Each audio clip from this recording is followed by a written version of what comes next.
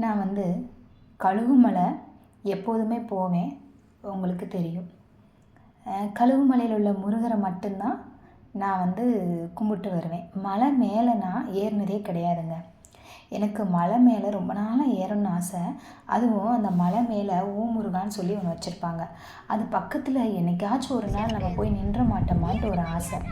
ஏன்னா அந்த மலைக்கு மேலே ஏறக்கூடிய பாதியிலேருந்து பார்த்தா கொஞ்சம் கஷ்டமானதாக இருக்கும்.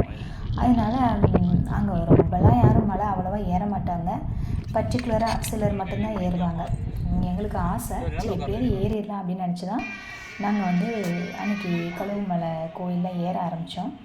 அந்த மலைக்கு மேலேயே பார்த்திங்கன்னா ஐயனார் கோயில், அங்கேயே பேச்சியம்மா சன்னதி, இந்த மாதிரி நிறைய இருக்குது பார்த்துக்கோங்க. எனக்கும் ரொம்ப சந்தோஷமாக இருந்துச்சு. மலை ஏறி அங்கே மலைக்கு மேலே யார் இருக்கான்னு பார்த்திங்கன்னா விநாயகர் தான் இருக்கிறாரு. இருந்தாலும் ஒரு சந்தோஷம்.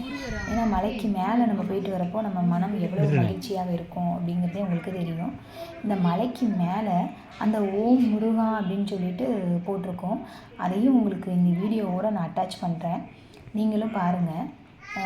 இன்னொரு விஷயம் உங்களுக்கு ஒரு அதிசயம் நடந்துச்சுங்க. நாங்கள் மலை மேலே ஏறிட்டு இறங்குறப்போ பார்த்தீங்கன்னா ஒருத்தர் வந்தார். அவர் வந்து அடியார்கள் போல் நிறைய கழுத்துலலாம் ருத்ராட்ச மாலைலாம் போட்டிருந்தார். அப்போ அவர் கேட்டார், நீ எவ்வளோ தூரம் நடக்க வேண்டியது இருக்குன்னு சொல்லி கேட்டார். கொஞ்சம் தூரம் தான் நடக்கணும்னு சொன்னோம். உடனே எங்களை நிப்பாட்டி எங்களுக்கு வந்து ருத்ராட்சம்லாம் கொடுத்தாங்க அவங்க. இதை போடணும்னு சொல்லிட்டு. அது எங்களை பொறுத்தல ஒரு அதிசயம். ஏன்னா நாங்கள் திருவண்ணாமலை போனப்போ ருத்ராட்சம் கேட்டப்போ சித்தர்கள்ட்ட கேட்டப்போ எனக்கு கிடைக்கல. இவர்கிட்ட கிடைச்சிச்சுன்னா அவர் சொன்னார், நேற்று தான் நான் திருவண்ணாமலை அப்படின்னு சொல்லிட்டு சொன்னார் எங்ககிட்ட.